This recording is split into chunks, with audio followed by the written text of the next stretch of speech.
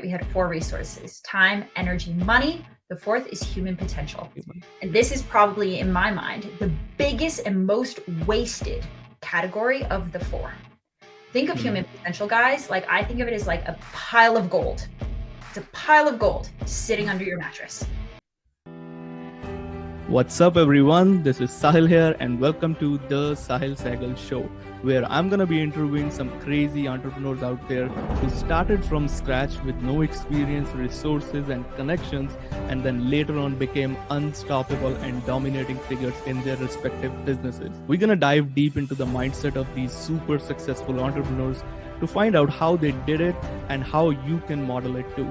It's time to pick their brains and uncover all the strategies and tactics which these entrepreneurs use to scale their businesses from nowhere to multiple 6, 7, and 8 figures. Welcome to the Sehgal Show.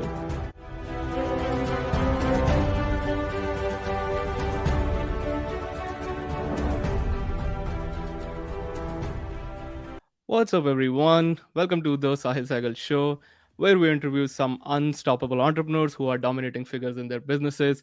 Sahil here, back again with an awesome, insane guest. We are going to interview Janna Li, who is operations obsessed, and we're gonna find out how she helps entrepreneurs run operations in their businesses. Now, Jhana first stumbled into operations 5 years ago while she was traveling full time in a converted van through North and South America. Since then, she's been COO at two successful startups, directly consulted over 30 7 and 8 figure businesses, and coached hundreds more. She helps founders scale their businesses and scale themselves out of the day to day by training their operator to become the second in command. Her mission lies in transforming purpose based businesses into vehicles for growth and good. Without any further ado, let's welcome Janna Li to our show today.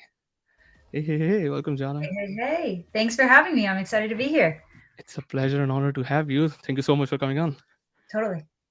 Let's dive into that. So, Jhana, for the people who don't know, living under the rock, they don't know about your journey.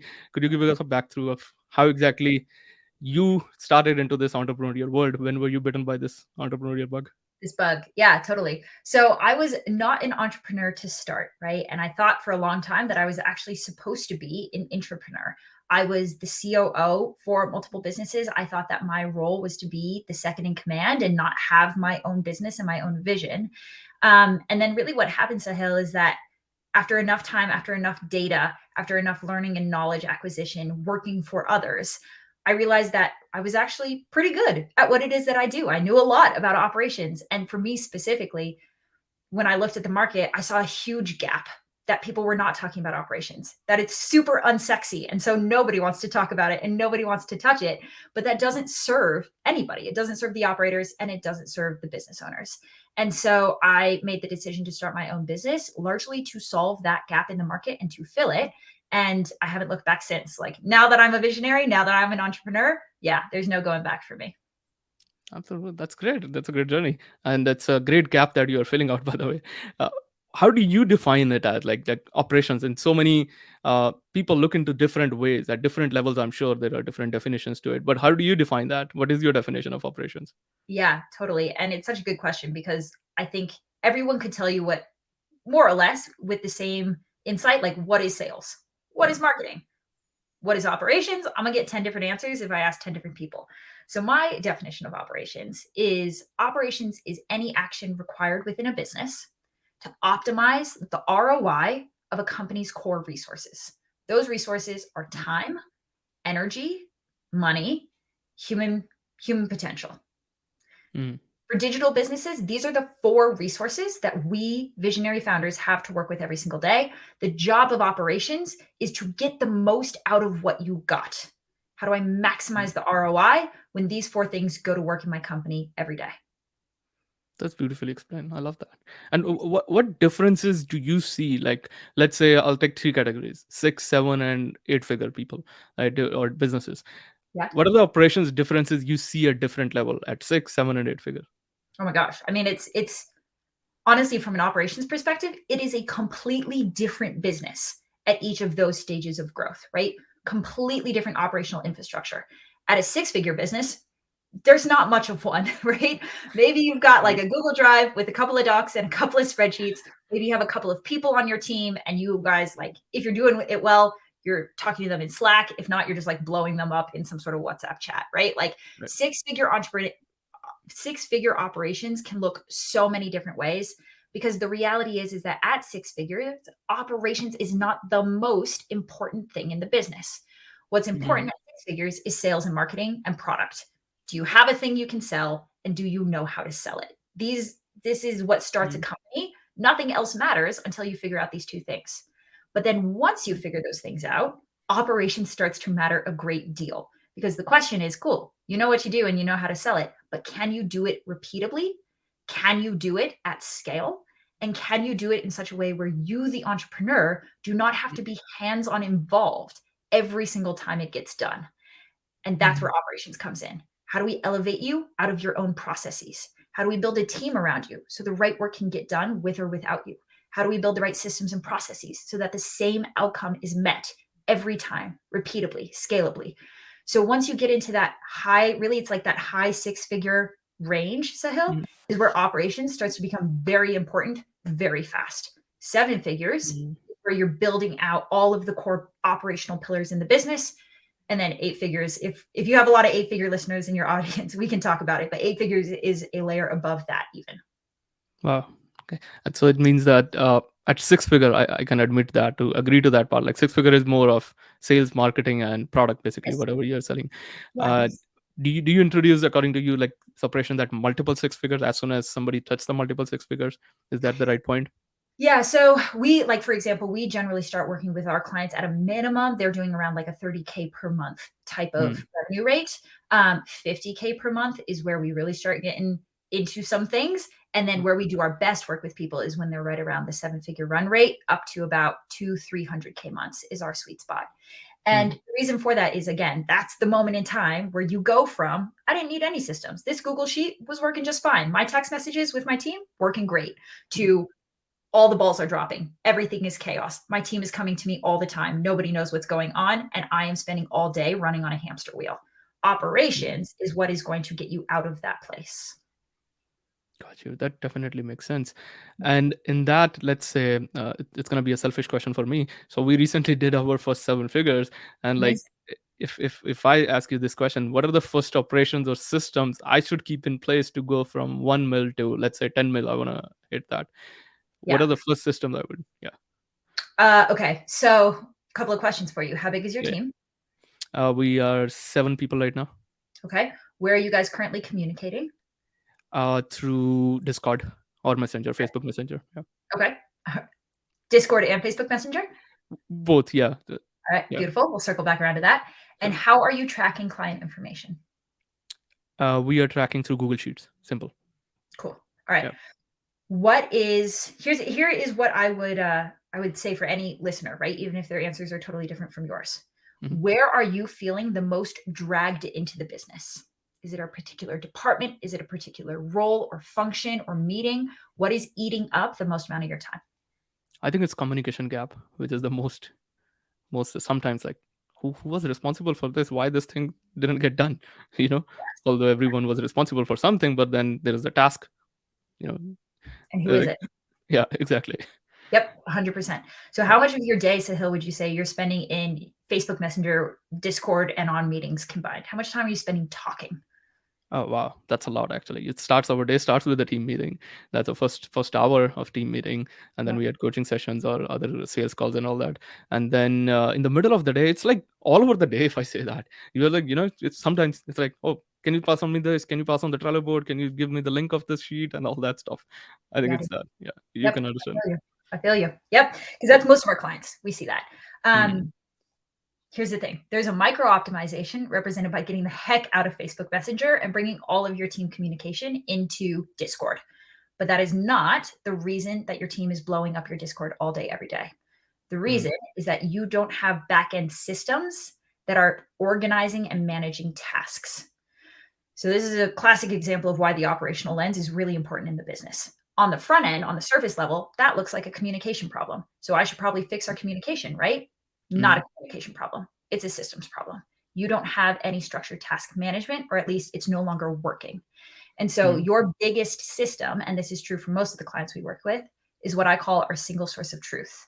It's a project Mm. management system. It's Asana or ClickUp or Monday. The software really doesn't matter, but it's getting you out of Google Sheets into a software that is designed and built to help run the day-to-day execution of the team.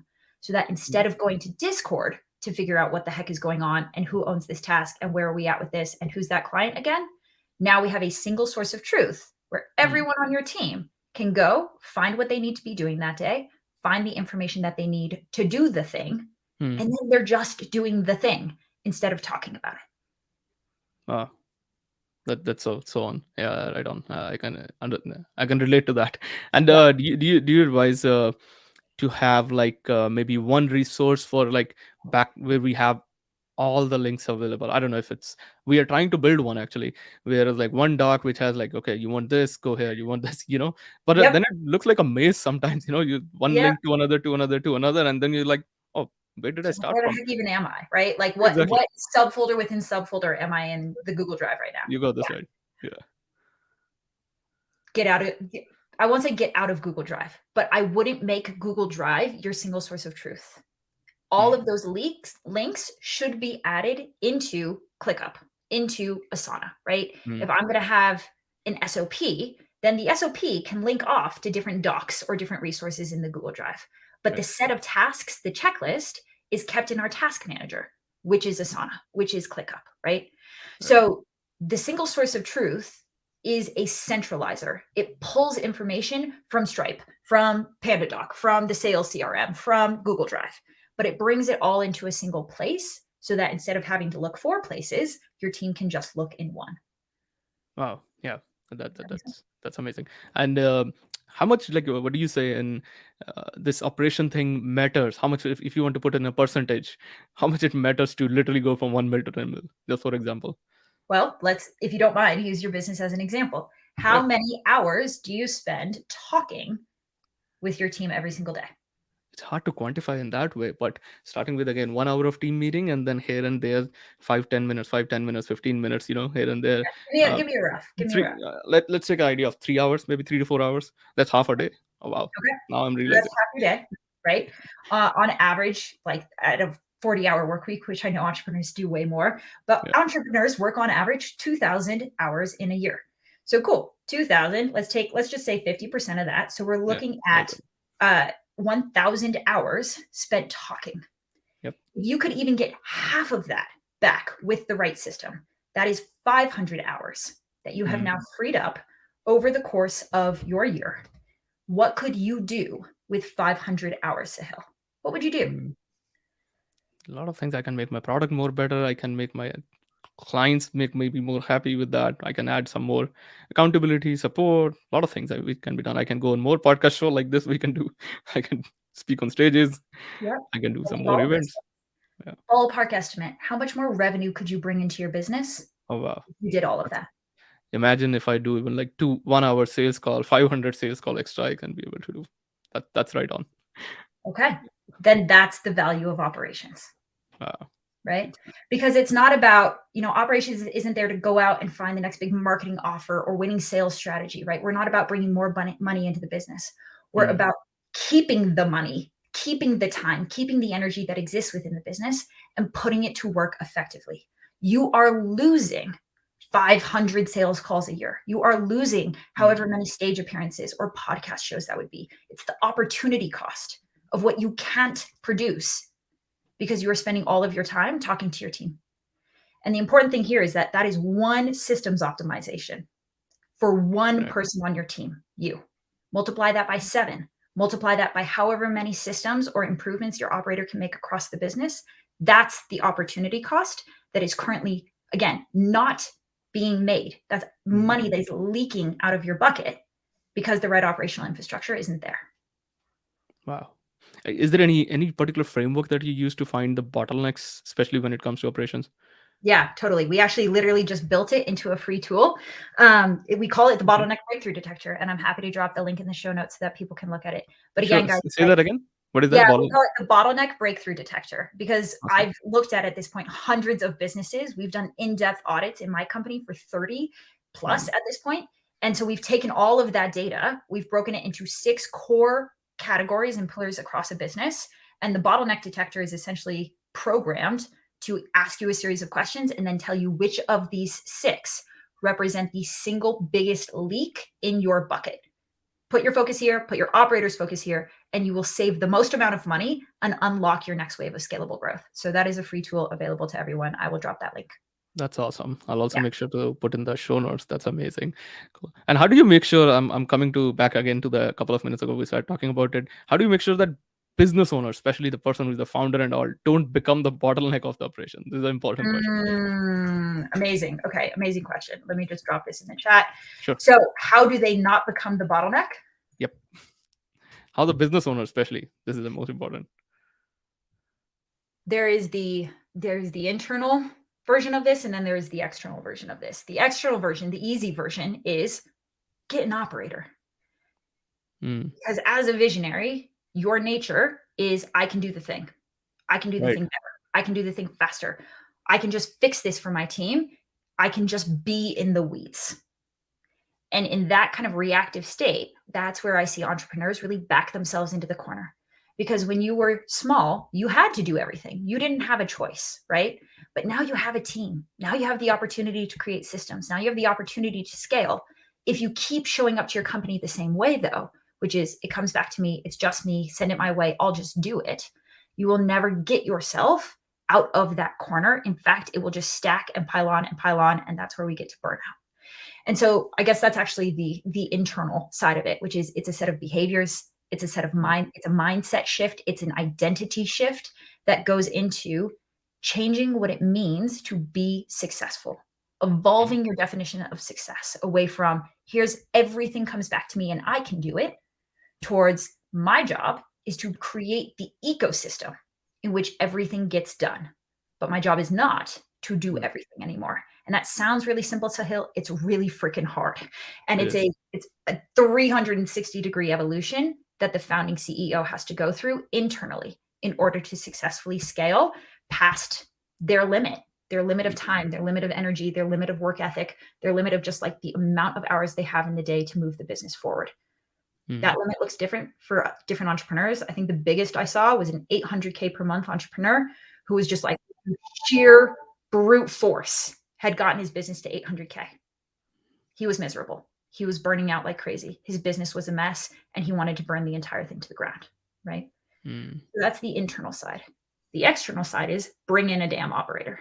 Your job is not to build the systems. Right. Your job is not to know that your Discord problem isn't actually a Discord problem and it's actually a system that should actually look like this. Not your job. Your job is to go out and appear on stages and do podcasts and take sales calls and bring the next wave of growth into the business.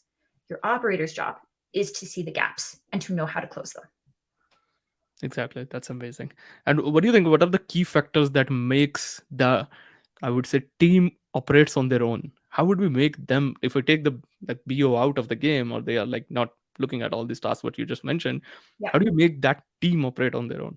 Yeah, totally. So going back to my original definition, right? We had 4 resources: time, energy, money. The 4th is human potential. And this is probably, in my mind, the biggest and most wasted category of the 4. Think of human potential, guys. Like I think of it as like a pile of gold. It's a pile of gold sitting under your mattress. It's there. Your team has it. They have all this human potential. Are they bringing it to work within your business? Are you taking the gold out from under the mattress and actually putting it to work? This is how we lead. This is how we hire. This is how we train and onboard. This is how we manage. This is how we roll out SOPs. This is how we have weekly meetings, right? It's all the little things that comes to how do we show up for our team? Are you doing it in such a way where your team is asked and invited to bring their best to the table, to solve the problem themselves, to innovate, to have creative ideas, to be proactive problem solvers? Or are we creating an environment accidentally? I don't know a single business owner who does this on purpose, but are we creating an environment where our team is dependent on us for everything, where they don't think for themselves, where they just follow the SOP and they're not going to make it better? And if the SOP doesn't work or if it breaks, it's not going to be on them. Or maybe they just don't even follow the SOP at all, right? Right. All of that is on us as the leader and on your operator in terms of the HR systems that they create across your business. So there's a systematic way of Mm. maximizing human potential. Does your operator know how to do that? There's a systematic way of being a high performance leader. Do you know Right. how to do that? Right. Right. Great. That's great. And do you consider?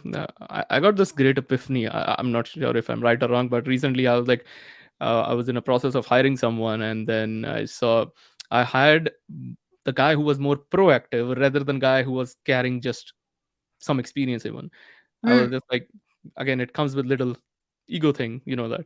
So I was like, now I feel like I made the right decision. I was like, okay, the proactive guy is doing way better work than I could have expected. What do you say about on that? What's your opinion on that? yeah, 100%. I mean, hiring 101 in terms of just best practices here, Sahil, are reverse engineer the hiring funnel that is a Mm. match for the person who's going to be successful in the role. What I mean is that not every single role needs proactivity, right? Some roles need that more than others. But if there's a role where there's a lot of proactive problem solving involved, how can you build a hiring funnel that tests for proactive problem solving? Give them a problem and see if they proactively solve for it, right? So Right. I build my hiring funnels in a like it follows the same set of steps, but it's customized to the exact set of competencies and skills that that role needs to be successful. And I stress test for it in the hiring funnel so that the super experienced person, the person on paper who looks perfect, if they don't meet the competencies or the attitude that I need for the role, I'm not even going to interview them. The hiring funnel is going to kick them out. Exactly. Exactly. Yeah. That's what exactly I was gonna say. Cool. Yep. That's amazing. Yeah. What are the best hacks or tools that you have learned? You're already carrying great experience in that to get better at, especially operations. What's your biggest hack or favorite tool that you use? To get It, better at operations. it looks like a coaching session to me, by the way, but I'm loving this. Well, so are you asking as a visionary? Yep. Yeah. I think the biggest permission slip that I can give you, Sahil, is that you don't need to be better at operations. That's really the truth of it. It's not, Mm. if we go back to time and energy, your time and energy is best spent, best serving your business, being the front face, doing the podcast, speaking on stages, coming up with marketing and sales offers, redesigning the product. That's you in your zone of genius doing your highest value work, Mm. going through the effort, the struggle, and frankly, like the procrastination and demotivation, because you don't actually want to be better at operations, right? Like Right. to force yourself through that learning curve Yeah. is not a good use of your time and energy. It's Mm. costing your business because you can't spend that time and energy doing these other growth driving things. And so Right. my biggest permission slip to you would be you need to know enough about operations to know why it is valuable. Mm. So long as you know why it's valuable, there's nothing that's going to prevent you from going out and finding the right operator who can then know all of the things, fix all of the things, be the person who is better at operations than you are, and get it Right. done so that you can take all of your time and you can put it towards the things that you're really good at. That's amazing. It's like matter of who can do it for you, not how can you do it. 100%. And with Yeah. most visionaries that I know, operations is nails on a chalkboard. They don't want to Oh, be anywhere near it, which is why they've procrastinated it and put it off for so long. And that's okay. So long as you are acknowledging that this is something that you need, yeah. acknowledging that it's valuable, Mhm. valuable enough to be worth going out and hiring for. Right, right. And what are the different levers that you use for operations, especially to, yeah. Great question. Great question. So, for in digital startup land, which is where I play, there's Mm. essentially three levels to operations. There's your ops manager, there's your head of operations, and there's your COO. These are just job titles, right? What are they Mm. actually Mm. doing? Your Mm. ops manager is the on the ground, day to day systems specialist. Mm. So they build your single source of truth. They run your SOPs. They work with the team to make sure that they're following the SOPs, right? They are facilitating meetings. They're just in the day to day, making the day to day as effective as possible. Mm. Head of operations, to be clear, if you're in the six-figure range, the level of operator you need is an ops manager. As you cross the seven-figure run rate, as you get into that 100 to 300K per month, now the big deal breaker is team. Do you know and can you lead a high performance team? Your operator is super involved in that project. And so a head of operations also has leadership ability. They understand Mm. culture. They understand HR systems. They know how to manage. They know how to lead. They know how to fire, right? Like these are head of ops roles. COO is what you need when you are no longer the only person who should be making strategic decisions for your business. Mm, COO is, I need somebody who has been there, done that, can see the business from the same 30,000 foot view that I see it, and can be my sounding board so I can make better decisions, right? mm. Most people don't need a COO. Six figures, you don't need a COO. Low seven figures, you do not need a COO. You're doing a great job intuitively guiding your business forward. But when the next stage of Mm. business surpasses what you know how to do, that's when we're starting to look at more executive level insight, whether that be a consultant, a service like mine, a full-time COO. Like, then we're looking at the options for how do we bring that in. Wow, you explained it very well. I love that. So it's like seven figure, low seven figure is ops team basically, and CEO at high seven figures, and beyond that are eight figures. Yes. Yeah. Mm. Yeah. Cool. And I saw that on your website. You have two programs, I think, Ops Academy and CEO Academy. Can Yeah. you throw some light on that? What exactly those programs are and who they are for? How Yeah. exactly we help these people? Yeah. So the way that we do our work, Sahil, is again, like, I would work with you to help you get your most scalable, operationally efficient business. But we just determined that you are not the best person to actually do that work. So the Mm, way that it works with us is that we have a coaching program where we put your operator through the program. We train them up. So if they're in Ops Academy, which is like our Ops Foundations course, they're learning how to be an ops manager. They're learning how to build your single source of truth, your SOPs. They're learning how to hire your first team members and how to train and onboard them effectively, right? If they are already an ops manager, you've already got that covered. And now they need team leadership, high performance team, data and analytics, finance and profitability. Now they're straying into head of ops territory. And that's where we take them through COO Academy so they can learn how to be a head of ops on their way towards that COO job title. wow. Just curious to know what is the duration of these programs? Mm-hmm. The Ops and Ops CEO. Academy is 3 months.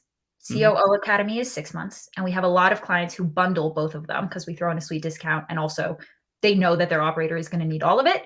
And Yeah. that's 9 months of coaching. Oh, that's sweet. That's Yeah. sweet. Yeah. And if people wants to know more about it, what is the first entry level? Like which link, which funnel, which website they can go to find more information about you? Yeah, totally, guys. So check me out at spygllassops.com. You can see all of the products and services that we offer. And I dropped the bottleneck breakthrough detector, but it's also on the website. So you can grab it there as well. Awesome. I'm gonna drop that link in the show notes. And last and final question before I let you go, what's something that you should say everyone should start and stop doing, especially when it comes to operations? Wow, what a wonderful question. Start and stop doing. Start applying a filter, a self-awareness that says, how much is this costing me? Hmm. Every time you spend a minute or an hour talking to your team and you know that you shouldn't be. Every time you jump in to fix a fire or jump in to solve a problem or jump in to answer a question you've answered before and you know you shouldn't be doing it. The reframe that I would offer you, the reframe to start offering yourself is, this isn't just annoying. This isn't just reactive. This isn't just frustrating. It's expensive. This Hmm. hour spent fighting this fire is costing me a sales call, is costing me a podcast, is costing me a growth opportunity that I can now no longer take. Be angry about it because it's expensive. It's costing your business money. And when all of these things stack up, you'll know when it's time to hire an operator or level up your existing operator because it will cost you that much. So that's what I would start doing. What I would stop doing is putting all of the pressure on yourself to solve every problem in your business. Ask yourself the question, who is the best person to solve this problem? And in fact, do as much as you can to shove all of that away from yourself, because I promise there's a member of your team who is the better person to do it, even just because they have the time to do so. And Hmm. so start to offload, start to empower, start to delegate. And when it comes to operations specifically, give yourself permission to not be the best operator in your business. Give yourself permission to go out, find that person, and bring that person in. Oh, that's beautifully explained. I love that. Yeah. Thank you so much, Jana, for coming on, sharing your wisdom and knowledge about this. This is more of a coaching call, as I said to me. So I really love that. And people who are watching us again, I hope you are getting some values out of it, if whatever level you are at, 6, 7, or 8 figure. So thank you so much for coming on. Again, I'll see you in the another episode. Till then, stay tuned. Take care. Bye, everyone. Thank you so Thanks, much again, everyone. Jana.